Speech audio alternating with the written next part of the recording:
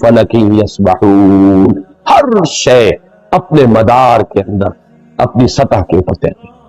اسی طریقے سے وقت آئے گا کہ جب کہ ہمیں معلوم ہوگا کہ یہ بات تھی جو آج ہمیں معلوم ہوئی، جو قرآن 7 آسمانوں کے حوالے سے بار بار کہتا ہے۔ تو جہاں سائنس جو ہے وہ ہمیں قرآن مجید سے ٹکراتی بھی محسوس ہو، وہاں ہمارا معاملہ یہ ہوگا کہ ہم قرآن پر ایمان کو محکم رکھیں گے،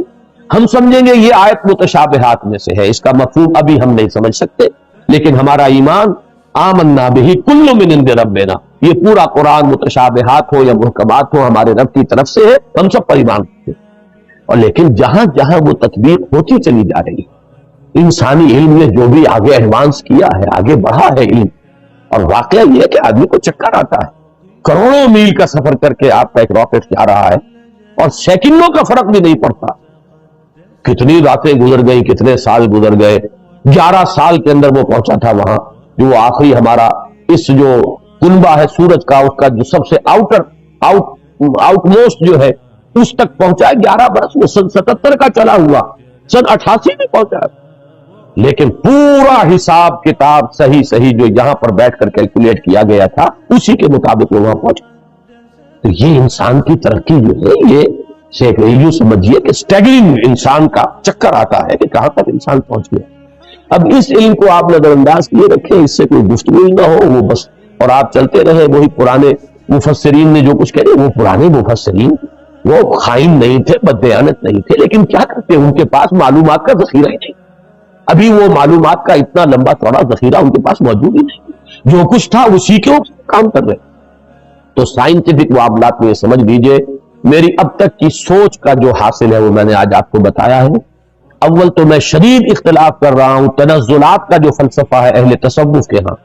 وہ تنزلات ذات قرار دیتے ہیں، ذات باری تعالیٰ کے تنزلات ہیں، معاذ اللہ ثم معاذ اللہ ثم معاذ۔ ہاں یہ تنزلات کا سلسلہ جو تنزلات ستہ کہا جاتا ہے کہیں کچھ اور، لیکن میرے نزدیک یہ تنزلات 3 ہیں، 3 لیولز ہیں اس کے، اور یہ تنزلات جو ہے در حقیقت اللہ کے اس امر کن سے جو شے وجود میں آئی ہے، اولاً وہ ایک خلق نور تھا، وہ بھی ایک شے ہے، ایک خارجی حقیقت رکھنے والی شے ہے، اس مرحلے پر 2 صاحب شعور، صاحب تشخص ہستیاں پیدا کی گئی، ارواح انسانیہ اور ملائکہ، اور ان میں جیسا کہ میں نے عرض کیا قطعاً کوئی چیز توحید کے منافی نہیں ہے اگر یہ بات مانی جائے کہ سب سے پہلے جو پیدا کیا گیا وہ نور محمدی ہے، یعنی روح محمدی۔ نور محمدی در حقیقت روح محمدی کا نام ہے، اس لیے کہ روح جو ہے نوری الاصل ہے، وہ جو اقبال نے کہا ہے کہ نقطہ نوری یہ جو ہے خاک کے اندر پنہا، غافل تو نرا صاحب ادراک نہیں ہے ذوق تجلی بھی اسی خاک میں پنہا، غافل تو نرا صاحب ادراک نہیں ہے۔ یہ جو ہمارا شعور ہے میں در حقیقت اس روح کی بنیاد پر ہے، اور وہ روح جو ہے نوری الاصل ہے، میری بھی آپ کی بھی، اگرچہ وہ نور محمد الرسول اللہ صلی اللہ علیہ وسلم کی روح کا جو معاملہ ہے، ہم ویسے اگر کہیں گے تو کہاں ہم اور کہاں وہ، زمین و آسمان کا فرق ہے۔ ہمارا وہ نور جو ہے ہمارے نفس کی ظلمانیت کے اندر گم ہو گیا، اور وہاں وہ جو نور ہے وہ اپنے نفس کے اوپر ایسے غالب ہے کہ حضور نے جیسے کہ فرمایا کہ شیطان تو میرے ساتھ بھی ہے لیکن میں نے اسے مسلمان بنا لیا، جبکہ ہمارا شیطان ہم پر حاوی ہے، ہمارا وہ ٹمٹماتا ہوا چراغ جو ہے کبھی کبھی اس کی کوئی رمق جو ہے وہ کبھی محسوس ہوتی ہے۔ یہ بڑا پیارا جملہ ہے ابن سینا کا، بڑا پیارا جملہ ہے، ظاہر بات ہے فلسفی تھے اور ان کی بہت سی باتوں سے ہمیں اختلاف ہے، لیکن یہ کہ بہت سی باتیں ان کی بڑی بلند بھی ہیں۔ یہ جملہ نوٹ کرایا تھا ہمیں مولانا منتخب الحق صاحب مرحوم نے، جو ایک مرتبہ ہمارے یہاں محاضرات میں بھی آئے تھے، میرے استاد تھے جب میں ایم اے اسلامیات کر رہا تھا کراچی، تو ان کا جملہ تھا، پورا تو مجھے اب یاد نہیں ہے، کہ اگر تم یہ چاہتے ہو کہ تمہیں بھی انوار ربانی سے کوئی حصہ ملے،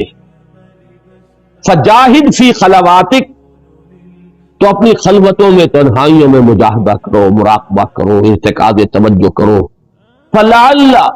شعشعۃ تلمع لک، ہو سکتا ہے کبھی کوئی ایک کرن چمک اٹھے، کبھی اللہ تعالیٰ کی تجلی کا کوئی ایک ہمیں بھی حصہ مل جائے، بڑی ریاضت ہے۔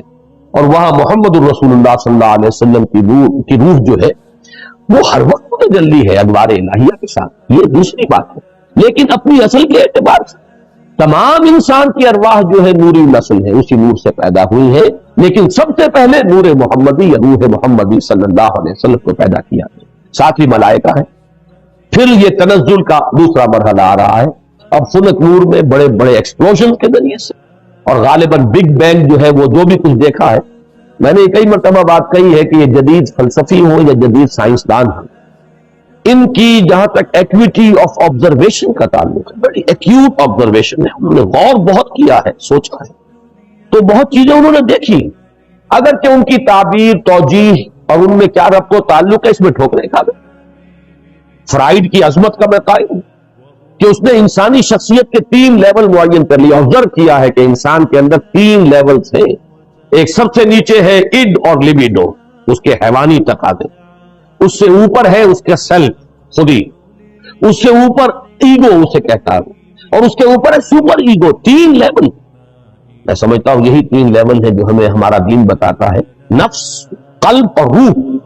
البتہ یہ کہ اس کی تعبیر کچھ اور ہے،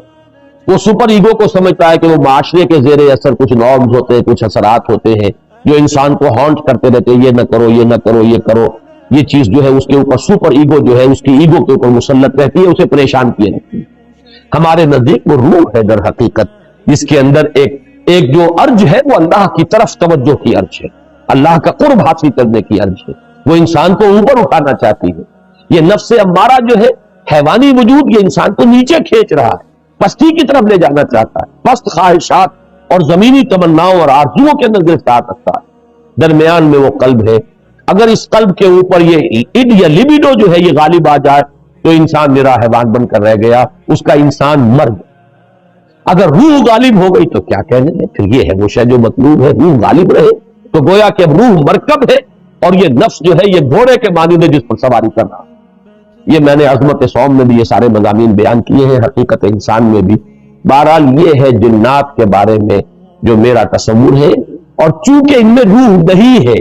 میں جو بات عرض کر رہا تھا وہ رہ گئی تھی، پھر دوبارہ یاد آ گئی۔ میں نے جو 3 لیولز معین کیے، ان میں سے پہلا لیول جو ہے نور، ملائکہ، ارواح، یہ عالم امر ہے، اور 2 لیول نار والا، ناری کروں کا، اور یہ خاک اور زمین کا، اور زمینی حیوانات اور زمینی نباتات، اور انہی میں سے ایک انسان، یہ عالم خلق ہے۔ عالم امر میں ٹائم ایلیمنٹ ہے ہی نہیں، روح کو کوئی وقت درکار نہیں ہے، یہاں سے کروڑوں میل جانے کے لیے کوئی وقت درکار، نہ روح کو نہ فرشتے کو کوئی وقت درکار نہیں۔ یہ عالم امر ہے، اس کی شان یہ بیان ہوئی ہے، انما امرہ اذا اراد شیئا فانما یقول له کن فیکون، نو ٹائم ایلیمنٹ واٹس ایور۔ اور یہی عالم امر ہے جس میں کہ فرشتے اور روح انسانی کا ایسا ربط ہوتا ہے، فرشتہ وحی لاتا ہے تو روح ہے در حقیقت نبی کی اور رسول کی جو اسے ریسیو کرتی ہے۔ جیسے کہ آپ کو معلوم ہے کہ آپ کی فضا کے اندر اس وقت جو بھی ٹرانسمیشن ہو رہی ہے ریڈیو کی، ٹیلی ویژن کی، وہ تو فضا میں موجود ہے، آپ کے پاس بھی تو ایک آلہ ہونا چاہیے جو اسے کیچ کرے۔ آپ کے ریڈیو ہے، ریڈیو ویوز لگے وہ اسے کیچ کر رہے ہیں، ٹیلی ویژن ہے اس میں وہ میکینزم ہے جو کیچ کر رہا ہے، فضا میں تو ہے۔ تو 2 چیزیں ملتی ہیں، تو ملائکہ کی طرف سے لائے جانے والے پیغامات، ان کو کیچ کرنے والا انسان میں جو حصہ ہے وہ روح ہے، وہ یہ انسان کے یہ جسمانی وجود نہیں ہے، یہ آنکھیں نہیں ہے، یہ کان نہیں ہے، بلکہ براہ راست قلب جو مسکن ہے روح کا، وہ ہے محبت وحی۔ فَإِنَّهُ نَزَّلَهُ عَلَىٰ قَلْبِكَ، اے نبی جبریل نے تو اس کو نازل کیا آپ کے قلب پر۔ یہ در حقیقت محبت وحی جو ہے وہ یہ کان نہیں، کان سے نہیں سنتے تھے حضور وحی کی آواز، وہ تو در حقیقت براہ راست بغیر آنکھوں یا کان یا حواس ظاہری کے کوئی وساطت کے براہ راست قلب کے اوپر نزول۔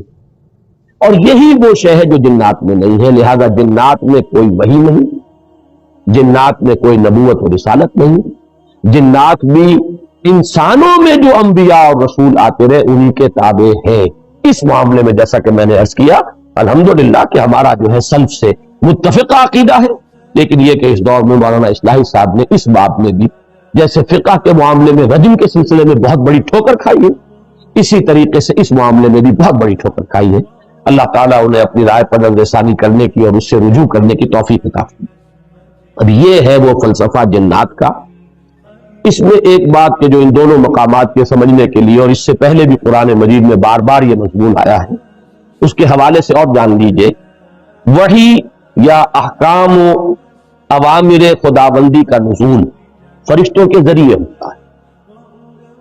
فرشتوں کا جبکہ وہ فرشتے وحی کو لے کر نازل ہوتے ہیں یا احکام خداوندی کو، یہ جو جنات ہیں ان میں سے کچھ اوپر جا کر تلقی کر لیتے ہیں، کچھ سان گن لے لیتے ہیں، فرشتوں کی آپس کی گفتگو سن لیتے ہیں، اس سے جو حقائق اور واقعات انہیں معلوم ہوتے ہیں، وہ اس دنیا میں آ کر جو کاہن قسم کے لوگ یا عامل قسم کے لوگ، کاہن قسم کے لوگ، کہانت کا جو بازار دنیا میں چلتا رہا اور کاروبار ہوتا رہا، وہ اس اعتبار سے ہوتا تھا۔ اور آج دنیا میں جو اسپرچوئلزم کے نام سے ہو رہا، کہ یورپ کے اندر ایک بڑا فلسفہ ہے، بڑا فن ہے، وہ آپ کے والد کی روح کو بلوا لیں گے اور وہ والد کی روح آ کے کہے گی بھائی میں تمہارا والد ہوں، وہ یاد کرائے گی کہ میں دیکھو اس اعتبار سے پہچانو، ہے اس واقعے کو، اس واقعے کو، ساری چیزیں وہ بیان کرے گا، اور لوگ سمجھتے ہیں کہ ہمارے والد کی یا والدہ کی یا دادا کی یا دادی کی روح سے نکلا۔ یہی شیاطین ہے در حقیقت کہ جو دھوکہ دے رہے ہیں اور گمراہ کر رہے ہیں انسانوں کو، اور یورپ کی اسپرچوئلزم کا بھی در حقیقت پورا میکینزم انہی جنات کے حوالے سے۔ فرشتے کبھی اس کاروبار میں ملوث نہیں ہو سکتے، وہ بہت مقدس ان کی ہستی ہے اور وہ اس طرح کے معاملات سے منزہ ہے، اعلیٰ اور عرفہ ہے، لیکن جنات کے اندر یہ سارا دھندا موجود۔ یہ جو خبریں لینے کے لیے دور تک جاتے تھے اور سمائے دنیا تک ان کی رسائی ہے، یہ جو سب سے نیچے آسمان ہے اس تک، یہاں تک یہ پہنچ سکتے۔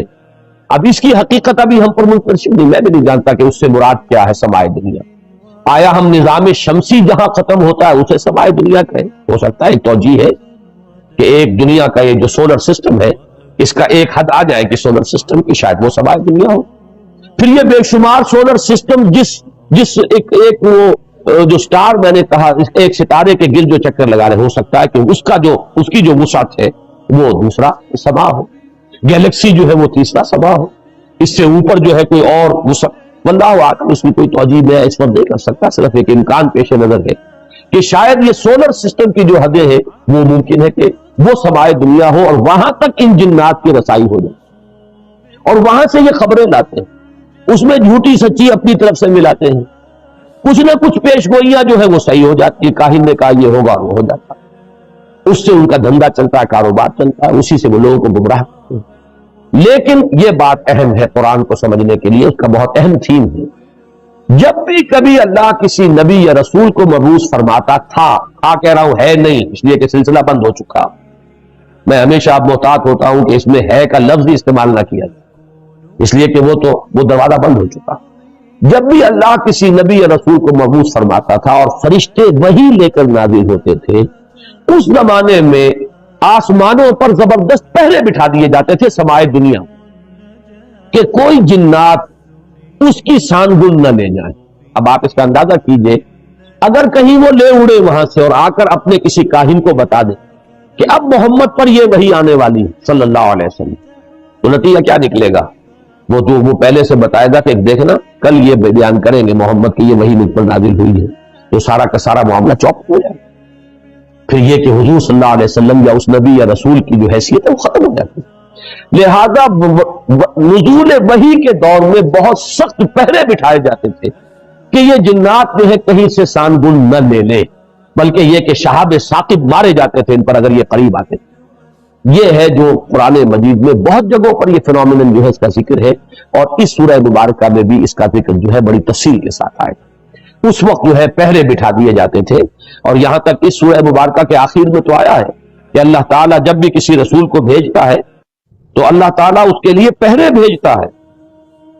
یہ آخری آیت میں آپ کو سنا رہا ہوں، اس کی آخری آیات کے قریب ہے، اِلَّا مَنِ ارْتَضَىٰ مِن رَّسُولٍ فَإِنَّهُ يَسْلُكُ مِن بَيْنِ يَدَيْهِ وَمِن خَلْفِهِ رَصَدًا۔ جب بھی کبھی وہ نبوت کا پیغام یا رسالت کا پیغام جو وہی اللہ تعالیٰ بھیجتا ہے تو اس کے آگے اس کے پیچھے پہرا لگاتا ہے، پہرے دار بھیجتا ہے کہ اس کے اندر سے کوئی لے نہ اڑے یا اس میں کوئی اور چیز شامل نہ کروا دے، شیاطین جو ہے، اور اس سے جو ہے اس وحی کی جو سینکٹیٹی ہے وہ مجروح ہے۔ تو یہ بھی ذکر جو ہے اس سورہ مبارکہ میں موجود ہے۔ اب جیسا کہ میں نے عرض کیا تھا، یہ باتیں تو ہوئی تمہیدی اور کافی طوالت ان کی آج ہو گئی ہے، لیکن یہ کہ اب ہم اس کا ترجمہ بھی کر لیتے ہیں، لیکن ترجمے سے پہلے میں عرض کر دوں، روایات میں دو واقعات ہمیں ملتے ہیں کہ جن میں ذکر ہے کہ حضور صلی اللہ علیہ وسلم کے علم کے بغیر کچھ جن آپ کو قرآن پڑھتے ہوئے سن گئے، قرآن سنا آپ کی بات سے۔ ایک تو روایت وہ ہے جو حضرت عبداللہ ابن عباس سے ہے رضی اللہ تعالی عنہما، یہ روایت بخاری میں بھی ہے، مسلم میں بھی ہے، ترمذی میں بھی ہے۔ ظاہر بات ہے بخاری مسلم میں ہے تو کسی اور کا ذکر کرنے کی ضرورت نہیں، حضرت ابن عباس رضی اللہ تعالی عنہ سے یہ منقول ہے۔ وہ فرماتے حضرت ابن عباس رضی اللہ تعالی عنہما، اس لیے کہ حضرت عباس بھی صحابی ہے اور ابن عباس بھی صحابی ہے، وہ فرماتے ہیں کہ حضور صلی اللہ علیہ وسلم کچھ صحابہ کے ساتھ عکاظ کا میلہ جو ہوتا تھا، بازار لگتا تھا، وہاں تشریف لے جا رہے تھے۔ راستے میں وادی نخلا پر آپ کا پڑا ہوا، رات آپ نے وہاں بسر کی،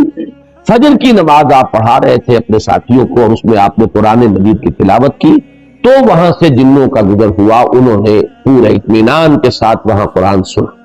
ایک واقعہ تو یہ ہے، اور یہ جہاں تک تعلق ہے اس کے یعنی ثقہ ہونے کا اس روایت کا، تو ظاہر بات ہے کہ یہ صحیحین کی روایت ہے، اس کے بارے میں شک جو ہے وہ کی گنجائش نہیں ہے۔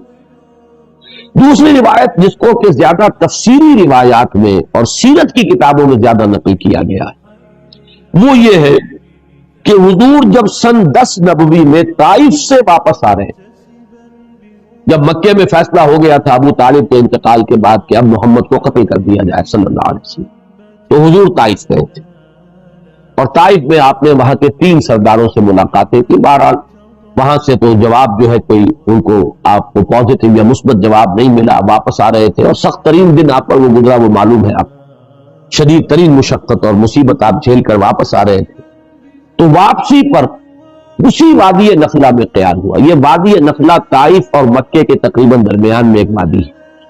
آج کل جو لوگ وہاں جاتے ہیں تو ان کے علم میں ہے کہ 2 راستے ہیں، طریق السیل ہے اور ایک طریق الجبل ہے۔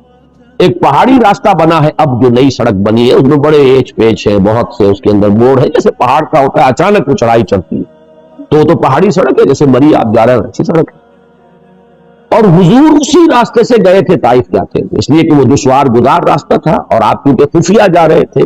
آپ کو اندیشہ تھا کہ اہل مکہ کو اگر معلوم ہو گیا تو پیچھا بھی کریں گے اور شاید قدر پہنچائیں، لہذا حضور حضرت زید ابن حارثہ رضی اللہ تعالیٰ عنہ کے ساتھ تھے، صرف 2 اور کوئی ساتھ، اور وہ پہاڑی راستہ آپ نے اختیار کیا تھا جو نہایت دشوار تھا۔ وہ آج بھی آپ جائیں اس طریقے جبل سے تو اندازہ ہوگا کہ جب یہ سڑک نہیں تھی تو یہ راستہ کتنا دشوار۔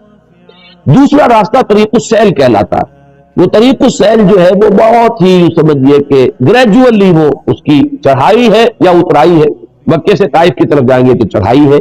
اور طائف سے مکے کی طرف آئیں گے تو اترائی ہے،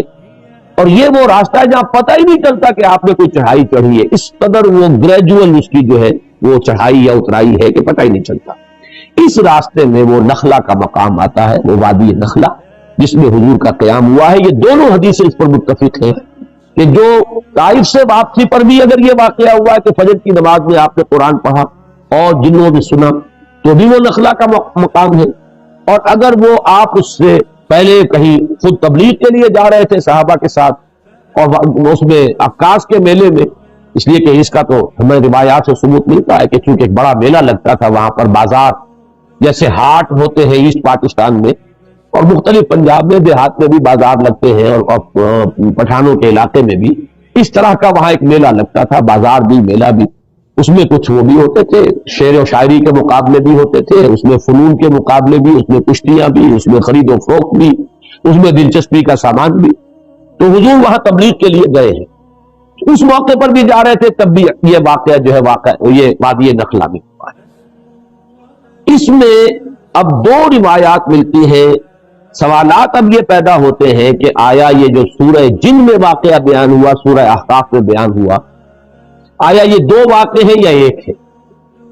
بعض حضرات کی رائے یہ کہ ایک ہی واقعہ ہے جو 2 جگہ بیان ہوا، بعض حضرات کی رائے کہ نہیں یہ 2 واقعے بالکل علیحدہ ہے۔ میری رائے جو ہے جتنا بھی میں نے غور کیا ہے سمجھا ہے اس دوسری رائے کے ساتھ ہے، یہ 2 علیحدہ علیحدہ واقعے۔ نمبر 2 کہ پہلا واقعہ جو ہے وہ یہ ہے جو اب ہم پڑھ رہے ہیں سورہ جن، اس کا میرا اندازہ ہے کہ یہ سن 4، 5 یا 6 نبوی اس میں ہوا۔ یہ دور وہ تھا جب کہ حضور پر نہایت شدت کے ساتھ سختی ہو رہی تھی۔ صحابہ پر تو جو کچھ ہو رہا تھا وہ ہو رہا تھا، حضرت بلال پر، حضور پر بھی وہ جو نقشہ سورہ معارج کے اندر بھی آیا ہے، فَمَا لِلَّذِينَ كَفَرُوا قِبَلَكَ مُهْطِعِينَ عَنِ الْيَمِينِ وَعَنِ الشِّمَالِ عِزِينَ، اس کا جو میں نے آپ کو پوری تفصیل بیان کی تھی کہ وہ جھپٹتے تھے جیسے کہ ہلاک کر دیں گے، مار دیں گے، ٹکا بوٹی کر دیں گے، اور حضرت ابو بکر ایک موقع پر آڑے آئے ہیں تو پھر انہیں مارا ہے، انہیں اتنا مارا ہے کہ وہ یہ سمجھ کر چھوڑا ہے کہ یہ اب فوت ہو چکے۔ اس قسم کا واقعہ جو ہے اس سورہ مبارکہ میں بھی آتا ہے کہ ان لوگوں کا حال یہ ہے، وَأَنَّهُ لَمَّا قَامَ عَبْدُ اللَّهِ يَدْعُوهُ كَادُوا يَكُونُونَ عَلَيْهِ لِبَدًا، حال یہ ہو گیا ہے کہ جب اللہ کا ایک بندہ کھڑا ہوتا ہے اللہ کو پکارنے کے لیے، اللہ سے مناجات کرنے کے لیے، نماز پڑھنے کے لیے، تو ایسا ہوتا ہے، محسوس ہوتا ہے کہ یہ پل پڑیں گے اس کے اوپر، جم غفیر ہجوم کر کے جو ہے اس کے اوپر حملہ کریں۔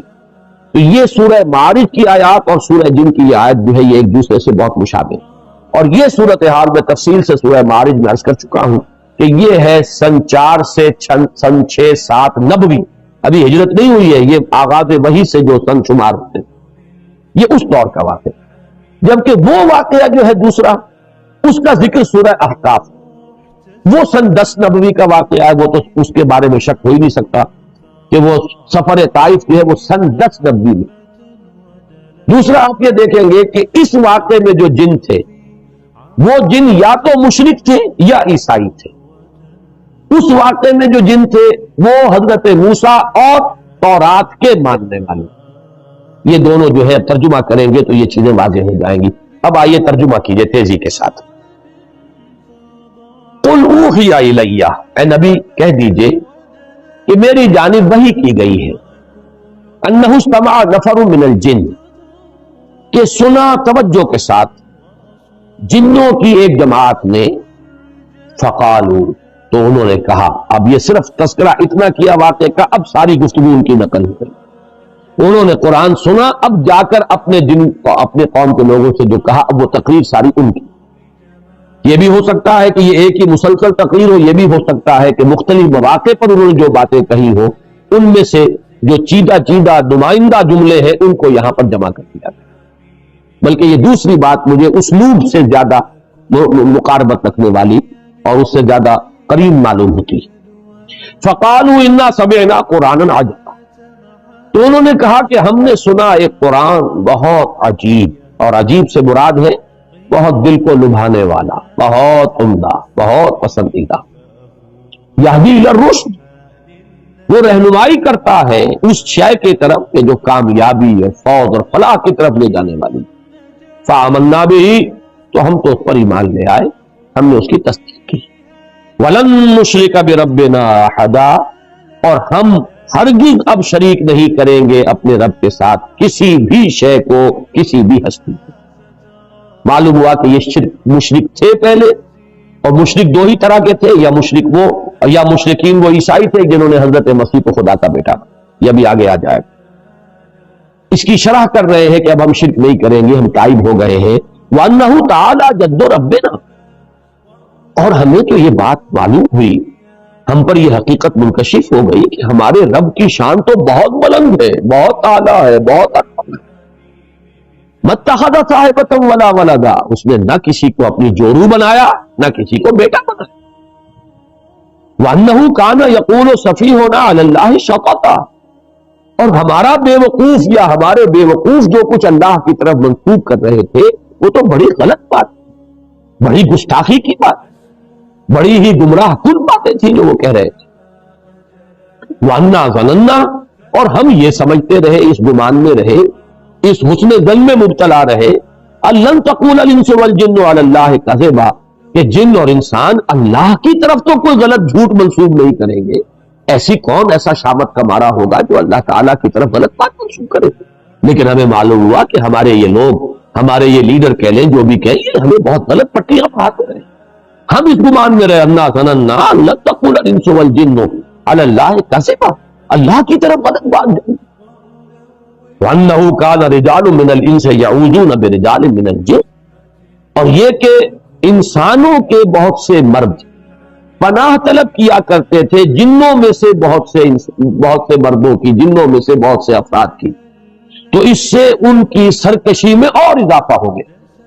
یہ میں بعد میں تفصیل سے کروں گا، بلکہ یہاں تھوڑی سی وضاحت ہو ہی جائے کیونکہ جنات کے بارے میں بیان کر چکا ہوں۔ عرب میں ایک رواج یہ تھا کہ وہ یہ سمجھتے تھے کہ ہر وادی کا ایک جن ہوتا ہے جو اس کا مالک ہوتا ہے، رب ہوتا ہے۔ رب کے اصل معنی مالک کے، لہذا جب بھی کبھی ان کا قافلہ کہیں رات کو قیام کرتا تھا کسی وادی میں، تو پکار کر کہتے تھے کہ ہم اس وادی کے رب یا اس وادی کے جن کی پناہ میں آتے ہیں، ہم اس کی پناہ طلب۔